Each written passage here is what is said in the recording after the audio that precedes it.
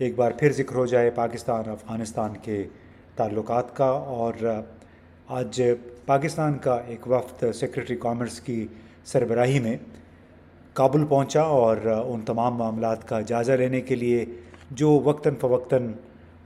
رکاوٹ بنتے ہیں دو طرفہ تجارت میں، اور اس حوالے سے طورخم،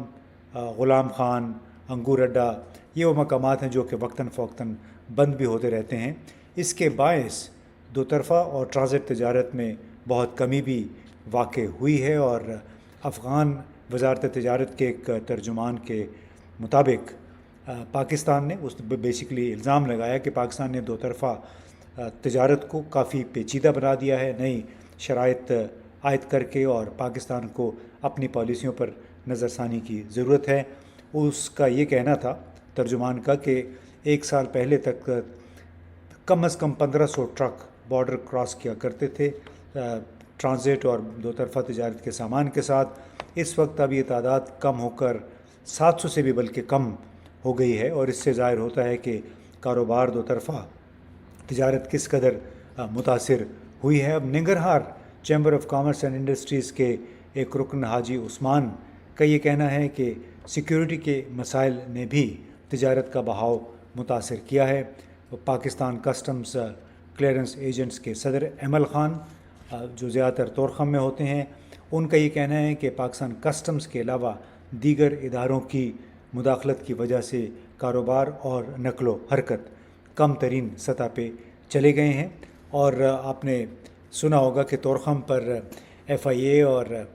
ایف سی کے اہلکاروں کے مابین ایک جھگڑا بھی ہوا، اور اس جھگڑے کی بنیادی وجہ یہ تھی کہ جو پاکستان افغانستان کو آنے جانے والے افغان ہیں ان کی چیکنگ کون کرے گا، ان سے پوچھ گچھ کون کرے گا۔ تو یہ بظاہر ایک بڑا ہی ایک انہونا واقعہ تھا کہ یہ حکام آپس میں لڑ رہے تھے کہ یہ فریضہ کون سر انجام دے گا، حالانکہ بنیادی طور پہ یہ کام ایف آئی اے کا ہے، بارڈر امیگریشن کا براہ راست تعلق ایف آئی اے سے ہے، لیکن ایف سی کے نوجوان بھی بڑے مستعد اور بڑے ہی اینکشس معلوم ہو رہے تھے کہ یہاں پہ وہ ڈیوٹی دیں، اور آپ سمجھتے ہیں کہ وہ ڈیوٹی کیوں دینا چاہتے ہیں، جس کی وجہ سے شکایات بھی ہوتی ہیں، لوگ تنگ بھی ہوتے ہیں، شاید پیسوں کا معاملہ ہوتا ہے، جس کی وجہ سے ان کے درمیان بالکل بڑی زوردار قسم کی ہاتھا پائی بھی ہوئی۔ لیکن یہ تو ایک ثانوی مسئلہ ہو گیا۔ بڑا مسئلہ یہ ہے کہ پاکستان اور افغانستان کے درمیان تجارت جو ہے کافی کم ہو چکی ہے، اور اس کی بنیادی وجہ وہ شرائط ہیں جو پاکستان نے عائد کی ہیں، اور یہی وجہ ہے کہ افغان تاجروں کو، امپورٹرز کو مشکلات کا سامنا کرنا پڑا ہے، اور مسلسل شکایات کے باعث ہی پاکستان کے وفد کو آج کابل جانا پڑا۔ اس کے نتیجے میں تمام بارڈر پوائنٹس جو ہیں وہ کھول دیے گئے ہیں۔ لیکن سب سے بڑا مسئلہ جس کی وجہ سے پاکستان نے سخت شرائط بھی عائد کی، یہاں سے غیر قانونی طور پہ ٹھہرے ہوئے افغانوں کو واپس بھیجنے کا منصوبہ بھی بنایا، ابھی اس کے دوسرا مرحلہ شروع ہو رہا ہے، وہ مسئلہ تھا سیکیورٹی کا،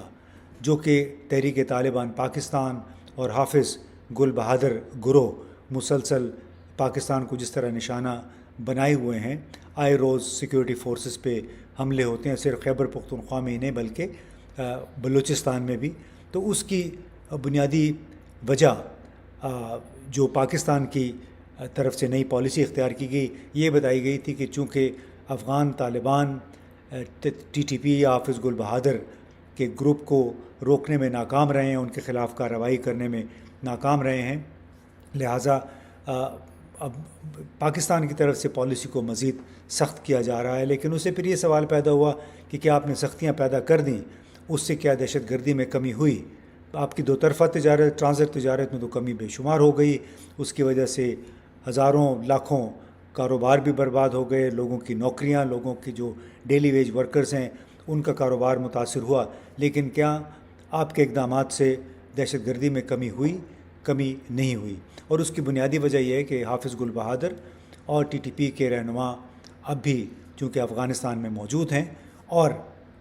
اگر افغانستان میں موجود ہیں تو اس کی اب دو ہی وجوہات ہو سکتے ہیں، یا تو افغان طالبان مکمل طور پہ اپنے علاقوں کے کنٹرول میں نہیں ہیں، یا پھر وہ ان گروہوں کے خلاف وہ کارروائی نہیں کرنا چاہتے، کیونکہ ان کا یہ خیال ہے کہ یہ گروہ ان کے ساتھ افغان جہاد کے دوران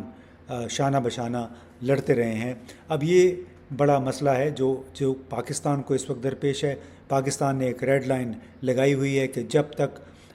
تحریک طالبان پاکستان، حافظ گل بہادر جیسے دہشت گردوں کے خلاف کارروائی نہیں ہوگی، بلکہ حافظ گل بہادر کی تو پاکستان نے حوالگی کا مطالبہ بھی کر رکھا ہے۔ گزشتہ سال نومبر میں ایک بہت بڑے حملے میں کئی درجن افراد شہید ہو گئے تھے اور اس کی براہ راست ذمہ داری حافظ گل بہادر کے گروپ پہ ڈالی گئی تھی۔ اب بڑا اس وقت مسئلہ یہ بھی بن گیا ہے کہ جو تازہ ترین ایک ویڈیو سامنے آئی ہے اور اس میں ایک افغان طالبان کے کمانڈر ہیں، تو وہ حافظ گل بہادر کے لڑاکوں کو، ان کے جنگجوؤں کو ہدایات دے رہے ہیں کہ کس طرح انہوں نے پاکستان کی سیکیورٹی فورسز کو نشانہ بنانا ہے۔ اور مشرقی افغانستان میں کہیں پہ یہ بتایا جا رہا ہے، یہ ویڈیو وہاں سے لیک ہوئی ہے، بظاہر یہ لگتا ہے کہ موبائل فون کے ذریعے یہ ریکارڈنگ کی گئی ہے، اور وہ باقاعدہ اپنا نام بھی اس میں بتا رہا ہے، جو کہ ہدایات دے رہے ہیں، ٹرینر ہے، جو کہ بتایا جاتا ہے کہ افغان طالبان تحریک کا ایک رکن ہے۔ اگر تو واقعی یہ مشرقی افغانستان میں کنڑ پکتیا کہیں پہ یہ واقعہ ہوا ہے، اس طرح کی ٹریننگ ہو رہی ہے، تو اس میں ظاہر ہے پاکستان کے پاس پھر بہت بڑا جواز ہے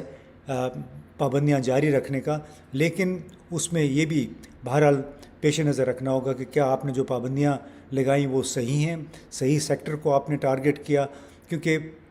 پابندیاں آپ لگا رہے ہیں دہشت گردی کے مسلسل واقعات کے باعث، جبکہ دوسری طرف آپ کا کاروبار براہ راست جو فارمل کاروبار ہے، باقاعدہ دو طرفہ تجارت اور ٹرانزٹ ٹریڈ، وہ بہت نیچے چلی گئی ہے۔ سمگلنگ کو اس سے البتہ ضرور بڑھاوا ملا ہے، کیونکہ ظاہر ہے جب فارمل رستے بند ہو جاتے ہیں وقتاً فوقتاً، تو جتنے بھی سمگلنگ میں ملوث گروہ ہیں ان کی ایک لحاظ سے چاندی ہو جاتی ہے، اور اس کا مطلب ہوتا ہے کہ جو سرحدوں پہ دونوں ممالک کے حکام تعینات ہیں ان کی بھی چاندی ہو جاتی ہے۔ تو بڑا ضروری ہے کہ ایک بیلنس پیدا کیا جائے کہ آپ سیکیورٹی خدشات ہیں اس پہ ضرور دباؤ ڈالنا چاہیے افغان طالبان پہ کہ اس کا کوئی مداوع کریں، اس کا پیش بندی کریں، ٹی ٹی پی اور حافظ گل بہادر جیسے گروپوں کے خلاف کارروائی کریں، لیکن اس کے ساتھ